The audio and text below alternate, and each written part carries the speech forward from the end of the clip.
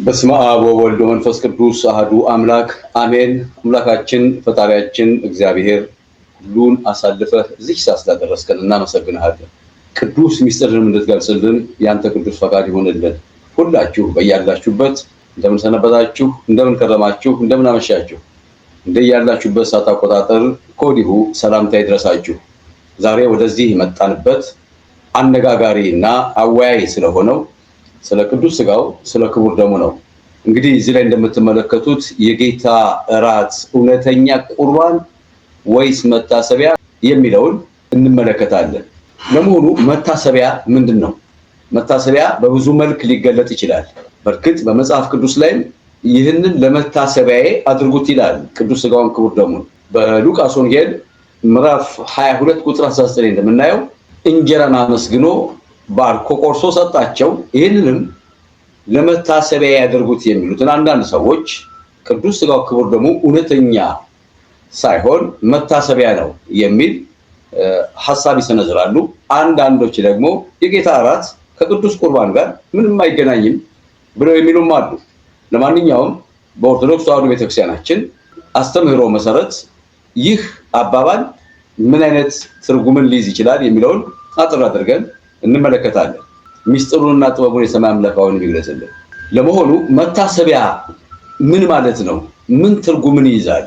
መታሰቢያ የሚለው ቃል እንደ ንባቡ አግባብ ሊተረጎም ይችላል። ለምሳሌ ሁለቱን ማየት እንችላለን። አንዲት ሴት እጅግ የበዛ ሽቱ የሞላው የአልባስጥሩ ሽቱ ይለዋል። ያንን ይዛ ኃጢአተኛ ናት፣ በደለኛ ናት። ወደ ጌታችን ወደ ኢየሱስ ክርስቶስ ግን ይዛው እንደተጠጋች መጽሐፍ ቅዱስ ታሪክ ይነግረናል። እሱም ለእራት ተቀምጦ ሳለ በራሱ ላይ አፈሰሰችው ይላል። ጥቅሱን አውጡልን። እዚህ ላይ እንደምትመለከቱት እውነት እላችኋለሁ ይህ ወንጌል በዓለም ሁሉ በማናቸውም ስፍራ በሚሰበክበት እርሷ ያደረገችው ደግሞ ለእርሷ መታሰቢያ እንዲሆን ይላል። እዚህ ጋር የምናየው መታሰቢያ ሴቲቱ እጅግ ዋጋው የከበረ የአልባስጥሮስ ሽቱ በጌታ ራስ ላይ አፈሰሰች። አንዳንዶች ግን ተቃወሟት። ነገር ግን ተዋት፣ ለመታሰቢያ ይሆናታል ነው። ይሄ መታሰቢያ እንግዲህ ስለ ስጦታዋ ነው። የስጦታ መታሰቢያ ይባላል። ሌላው ደግሞ እንደዚሁ የጸሎትና የምጽዋትን መታሰቢያ አለ።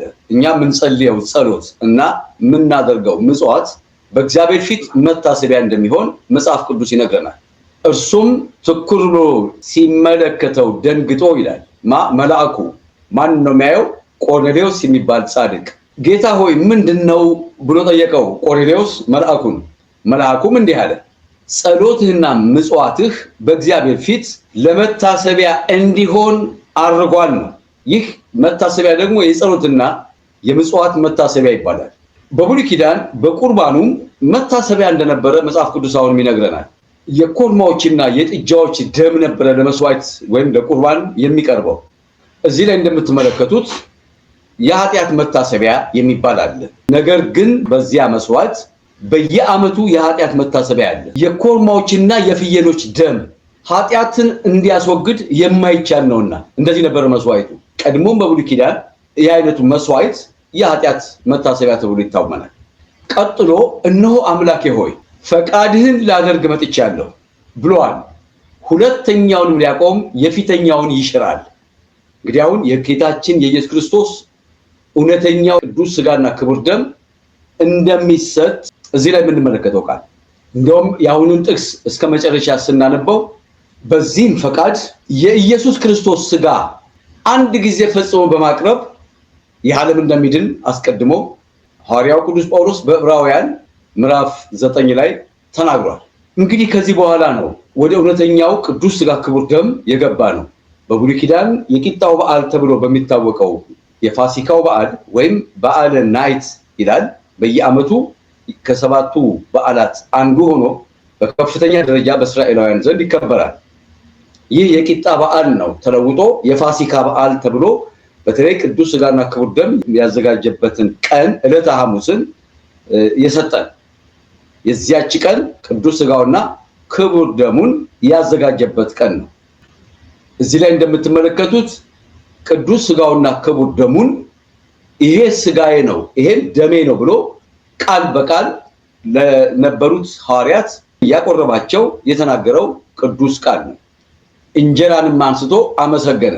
አሁን በቅዳሴያችን ላይ አንቃይደ ሰማይ ወደ አባቱ ተመለከተ አየ እንጀራንም አንስቶ ብለን የምንለው በቀጥታ ከዚህ የተወሰደ ጥቅስ ነው። እንጀራንም አንስቶ አመሰገነ ቆርሶም ሰጣቸውና ስለናንተ የሚሰጠው ስጋዬ ይህ ነው ያለው። በቀጥታ ቃል በቃል የተናገረ ይሄን። ከዚያስ በኋላ ለመታሰቢያዬ አድርጉት። እችን ይዘው ነው ሰዎች መታሰቢያ እንጂ እውነተኛ ቅዱስ ስጋ ክቡር ደም አይደለም የሚሉት። ግን ከሱ ቀደም ብሎ አሁን እንዳየነው እዚህ ላይ ጥቅሱ ስለናንተ የሚሰጠው ቅዱስ ስጋዬ ይህ ነው፣ ይህንንም ለመታሰቢያ አድርጉት። መታሰቢያ የሚለውን በቤተክርስቲያናችን በኦርቶዶክስ አስተምህሮ ምን ማለት እንደሆነ አያይዘን ከዚሁ ጋር እንገልጸዋለን። መታሰቢያ የሚለው በቅዳሴያችን ላይ ንዜኑ ሞተከ እግዚኦ እያል እናምናለን። ትንሣኤህን፣ መሞትህን፣ መነሳትህን፣ ማረግህን እያል ምንለው መታሰቢያ ነው። መታሰቢያ ማለት እዚህ ላይ ቅድም እንዳየነው እንደ ጸሎት ምጽዋትና እንደ ሽቱ የማቅረቢያ ቤት መስዋዕት መታሰቢያ አይደለም። እዚህ ላይ መታሰቢያ ያለው የጌታችን ኢየሱስ ክርስቶስ እሱን እያሰብን እንድንኖር ነው። በተቀበልን ቁጥር እሱን እንድናስብ ነው። ስለዚህ መታሰቢያ የሚለው እዚህ ላይ እንደምትመለከቱት ይህንንም እንጀራ በበላችሁ ጊዜ ሁሉ ጌታ እስኪመጣ ድረስ ሞቱን ትናገራላችሁና። ይሄንን ነው ቅዳሴ ላይ ንዜኑ ሞተከ እግዚኦ ብለን በዜማ የምናሰማው። አቤቱ ሞትህን እንናገራለን፣ እናስባለን፣ መነሳትህን፣ ማረግህን፣ ዳግም መምጣትህን እናስባለን እያልን የምንለው ቅዱስ ስጋውን ክቡር ደሙን የሚቀበሉ ለዘለዓለም ይህ ሐሳብ ከውስጣቸው እንዳይወጣ በመንፈስ ቅዱስ ኃይል የሚሰጠን የመታሰቢያ ኃይል ነው እንጂ በዕለተ ሐሙስ የሰጣቸው ቅዱስ ስጋና ክቡር ደም መታሰቢያ ብቻ ተብሎ የሚጠራ አይደለም። ይህ ስጋዬ ነው ብሏል፣ ይህ ደሜ ነው ብሏል። ለዚህ ነው በቅዳሴ ላይ አሁንም ካህኑ ቅዱስ ቁርባን ከማቀበላችን በፊት ስጋ ቅዱስ ዘበአማን ዝውዕቱ ልክ እውነተኛ ስጋዬ ነው እንዳለው በቀጥታ ቅዳሴም ላይ ከማቀበላችን በፊት በእውነት ክቡር የሚሆን የጌታችንና የአምላካችን የመድኃኒታችን የኢየሱስ ክርስቶስ ስጋ ይህ ነው ብሎ ያመለክታል። በእውነት የሰጠንን በእውነት እንመሰክራለን። አንዳንዶች ይሄ እራት እንጂ ቁርባን አይደለም ለሚሉ ደግሞ እንግዲህ አብራችሁ ስትሰበሰቡ የምትበሉት የጌታ እራት አይደለም። በአንደኛ ቆሮንቶስ ምዕራፍ 11 ቁጥር 20 ላይ ያለውን ቃል ይዘው የጌታ እራት የተባለው ቁርባን አይደለም የሚሉት ይሄን ቃል ይዘው ነው። ከቁጥር 21 ደግሞ ቀጥለን ስንመለከት በመብላት ጊዜ እያንዳንዱ የራሱን እራት ይበላልና። ልክ ነው። ይሄ ቁርባን አይደለም። የእራት ግብዣም ይባላል። አንዱም ይራባል፣ አንዱ ግን ይሰክራል። ይሄን ለመግለጽ ፈልጎ ነው የጌታ እራት አይደለም ያለው እንጂ ኢየሱስ ክርስቶስ የሰጠን ጌታ እራት ቅዱስ ቁርባን ነው። እንደውም የጌታ እራት በመባል ይታወቃል። ይህ ነገ በአዲስ ኪዳን የሚፈስ ደሜ ነው፣ እንካችሁ ጠጡ። ይህ ነገ የሚቆረሰው ስጋዬ ነው፣ እንካችሁ ብሎ ህብስቱንና ወይኑን ለውጦ የሰጣቸው ነገ የሚፈሰው ቅዱስ ስጋና ክቡር ደም እንደሆነ ለማጠየቅ ነው። መታሰቢያ ብለን ምን አልፈው አይደለም። ለምን ሐሙስን መረጠ ብንል የቂጣ በዓል ብለናል ቅድም። በቂጣው በዓል በመጀመሪያው ቀን ወደ እርሱ ቀርበው ደቀ መዛሙርቱ ፋሲካን ትበላ ዘንድ ወዴት ልናሰናዳልህ ትወዳለህ አሉት ይላል። በማቴዎስ ወንጌል ላይ ተጽፏል። እርሱም እንዲህ አላቸው፣ ወደ ከተማ ከእገሌ ዘንድ ሄዳችሁ መምህር ጊዜ ቀርቧል፣ ከደቀ መዛሙርቴ ጋር ከአንተ ዘንድ ፋሲካን አደርጋለሁ ይላል በሉት። ቂጣው በዓልና ፋሲካ እዚህ ላይ በቀጥታ ክርስቶስን የሚያመለክተን ነው። ቅድም እንዳልነው እነሆ ፋሲካችን ታርዷል፣ ነገ ስለሚታረደው መስዋዕት ሆኖ ስለሚቀርበው በቅዱስ ስጋው በክቡር ደሙ እንደሚያድነን ለማጠየቅ ለጊዜው የእራቱን ዝግጅት በቂጣው በዓል በአንድ ሰው ቤት አደረገ። ያንንም ከቀረበው ህብስት መካከል አንስቶ ወደ ሰማይ ቀና ብሎ ተመለከተ። አንቃይደ ሰማይ ሀበ አቡሁ ምንለው በቅዳሴ ላይ ይሄንን እሱ ያሳየንን ነው። ከጸለየ በኋላ ይህ ህብስት ነገ ስለ ኃጢአት የሚቆረሰው ስጋዬ ነው ያለው። በቀጥታ ስጋዬ ነው አለ። እንግዲህ ጌታ ስጋዬ ነው ካለው አይ መታሰቢያ ነው ብለን ምንለው አይደለም። ሰጣቸው ለእያንዳንዳቸው። እንደውም ይሁዳ ከተቀበለ በኋላ ነው ሰይጣን የገባበት። አላግባብን መቀበል ከመፈወስ ይልቅ የሌላ መንፈስ ማደሪያ መሆንን ያስከትላል። ጥንቃቄ መደረግ አለበት። ንስሐ ስትገቡ ይቅር ስትባባሉ ባለው ነገር ሁሉን በንስሐ አጽድታችሁ ለሱ ተገዥ ሆናችሁ ካልቀረባችሁ ብቻ እንደው ዝም ብላችሁ በስሜት ቀርባችሁ ስትቀበሉ ከመዳን ይልቅ ሌላ መንፈስ በውስጣችን ያድራል። እግዚአብሔር ይሰውረን። ይሁዳ እንደሱ ነው የሆነው። ቆርቧል። ልክ ስጋውን እንዳቀበለው ወዲያው ሰይጣን ገባበት ይላል የዮሐንስ ወንጌል ምዕራፍ 13 ተጣለው። ስለዚህ በትክክል የተሰጠ እውነተኛ ስጋዬ ነው ያላችሁ። ለዚህ ነው ቅድም እንዳልነው በቅዳሴያችን ላይ ይህ እውነተኛ የሆነ የጌታችን ኢየሱስ ክርስቶስ ቅዱስ ስጋ ነው፣ አምነው ከእርሱ ለሚቀበሉ ሕይወትና መድኃኒት የኃጢአት ማስተስሪያም ሊሆን የሚሰጥ። ይሄ ነው የቅዳሴያችንም ስርዓት። መጽሐፍ ቅዱስን ተከትላለህ መታሰቢያ ብለህ የምታልፈው አይደለም። ቅድም ቀጣቅሻለሁ። መታሰቢያነቱ ለምንድን ነው አለ? ስታስቡኝ ኑሩ ነው። እድሜያችሁን ሙሉ እያሰባችሁኝ ኑሩ። መገረፉን፣ መሰቀሉን፣ መንገላታቱን፣ መሞቱን፣ መነሳቱን፣ ማረጉን እሱን ነው ቅዳሴ ላይ የምንለው። ለዚህም ሞተ ከግዚኦ የምንለው ቅድም እንዳለ የኦርቶዶክስ ተዋሕዶ እምነት ቤተክርስቲያን አስተካክላ በዚህ መሰረት ነው ቅዱስ ስጋውን ክቡር ደሙን የምታቀብለው። እሱ የተናገረውን ቃል አምነው ይደረግልኝ ብለው ከተቀበሉ ቅዱስ ስጋ ነው፣ ክቡር ደም ነው፣ ለዘላለም የሚፈውስ። እንግዲህ አሁን እዚህ ላይ እንደመጣቆም ማድረገው ምንድነው? ወደዚህ ቅዱስ ስጋና ክቡር ደም ለመምጣት ብዙዎቻችሁ አስቀዳሾች ሆናችሁ ቀርታችሁ ቃሉን አክብሩ። ይህ ስጋዬ ነው ካለ እሱን ለመብላት ተሻሙ፣ እሱን ለመብላት ይቅር ተባባሉ። ውስጣችን ያለውን በቀል እናውጣው፣ በንስሐ እንታጠብ፣ ወደ ካህናቱ ቅረቡ። ይሄን ያልበላ የዘላለም ሕይወት የለውም። ለመዳን ይሄ ስጋዬ ነው ብሎ የሰጠንን ግብዣ በቀጥታ ቀርበን በንጹህ ልባችን መቅረብና መቀበል። ትፈራላችሁ ብዙዎቻችሁ፣ ለማስቀደስ ግን ትመጣላችሁ።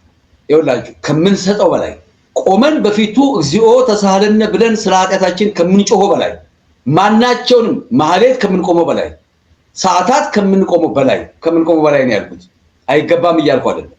ይህ ነገ የሚሰጠው ስጋዬ ነው ብሎ በዕለተ ሐሙስ ለቅዱሳን ሐዋርያት የሰጣቸውን እውነተኛ መብል እውነተኛ ስጋ መቀበል የዘላለም ሕይወት ነው። ለዚህ ነው መዳናችሁን በመንቀጥቀጥ ፈጽሙ ነው የሚለው። በቃ ከዚህ ውጪ ሌላ ሕይወት የለንም ማለት። ንስሐ ግቡ ቶሎ።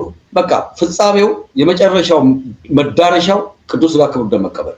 እውነተኛ ስጋዬ ነው አለ፣ እውነተኛ ደሜ ነው አለ።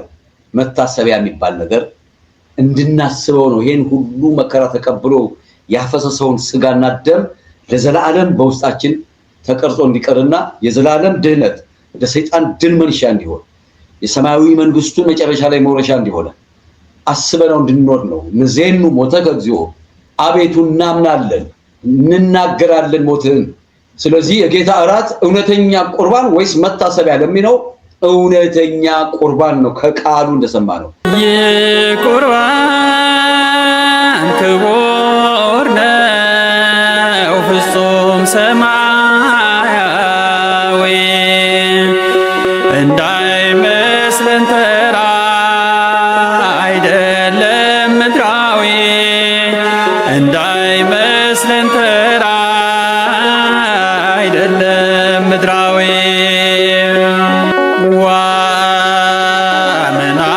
ዋመናፍ ነው የሚቀበለው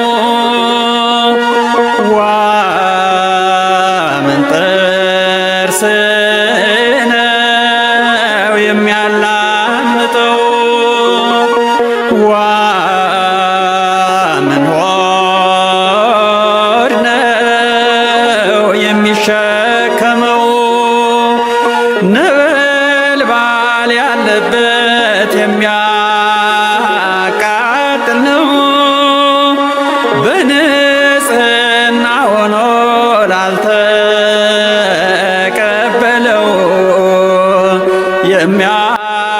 የሚያፍገመግም የሚጎዳ ነው።